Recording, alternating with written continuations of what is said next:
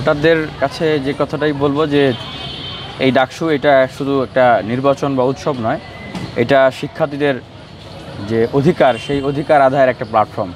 এই ডাকসুর ভিতর দিয়ে ভোটাররা তাদের প্রকৃত বন্ধুদেরকে নির্বাচিত করে নিয়ে আসবেন। একটা প্রভাবমুক্ত ডাকসু, এখনও ডাকসু যে মানে বানচাল করার ষড়যন্ত্র চলমান আছে এবং সেটা থাকবে, সেগুলোকে মোকাবেলা করবেন শিক্ষার্থীরা। আর যেটা বলবো যে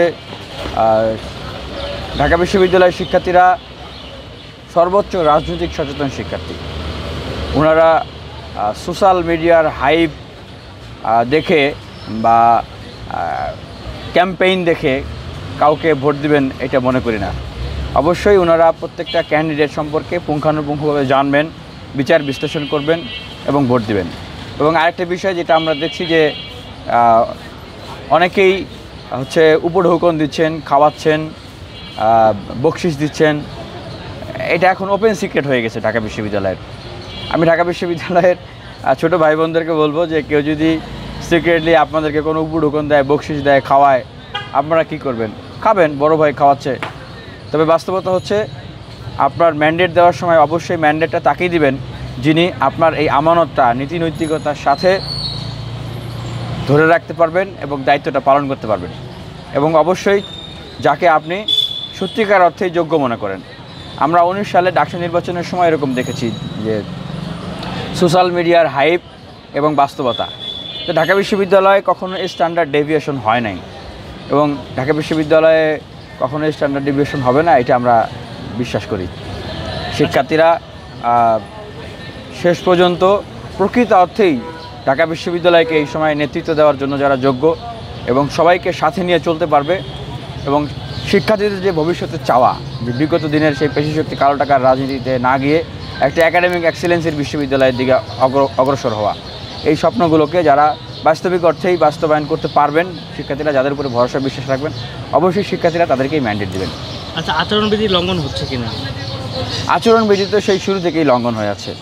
যারা এতদিন নির্বাচন হতে দেয় নাই, বাধা দিয়েছিল, তারা এখন তাদের সর্বোচ্চ প্রভাব তারা খাটাচ্ছে নির্বাচনে জেতার জন্য। যখন দেখছে তাদের মাঠ ভালো না, তারা আবার বিভিন্ন ধরনের ষড়যন্ত্র করতেছে নির্বাচনকে বন্ধ করার জন্য। শেখ হাসিনা যেরকম হাইকোর্টের ঘাড়ে বন্দুক রেখে কোটাবন্দির বহালে ষড়যন্ত্র করেছিল, এখনও অনেকেই সেই হাইকোর্টের ঘাড়ে বন্দুক রেখে তারা আপনার এই নির্বাচন বন্ধ করতে চায়।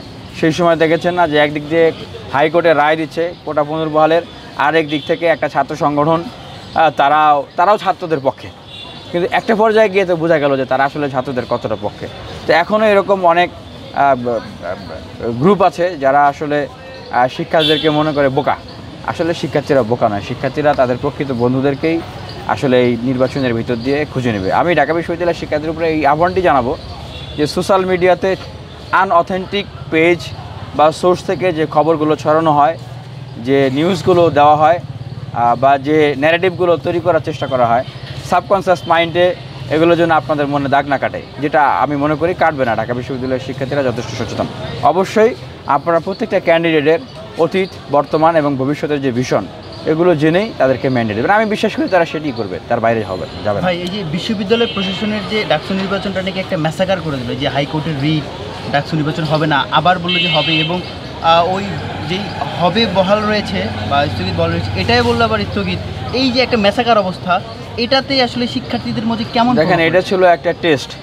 যেমন শেখ হাসিনা একটু একটু করে টেস্ট করে দেখতো যে আসলে ছাত্ররা ক্ষুব্ধ হয় কিনা, ছাত্ররা আসলে মনোবল ভেঙে যায় কিনা।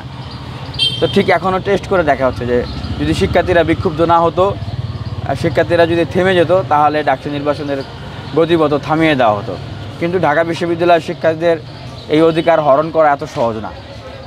অবশ্যই ঢাকা বিশ্ববিদ্যালয়ের শিক্ষার্থীরা আর নতুন করে গেস্ট রুম গণরুমে ফিরতে চায় না, আর নতুন করে দাস হতে চায় না, গোলাম হতে চায় না। এই ডাকসু সেই গোলামের জিঞ্জির থেকে একটা গণতান্ত্রিক লড়াইয়ের পথে সংগ্রাম, একটা আত্মসম্মান নিয়ে এই বিশ্ববিদ্যালয়ে সকল ছাত্রছাত্রী সবাই থাকবে, বাস করবে, এটা হলো সেই সংগ্রাম। সুতরাং এটাকে ষড়যন্ত্র করে আটকে দেওয়া সম্ভব নয়।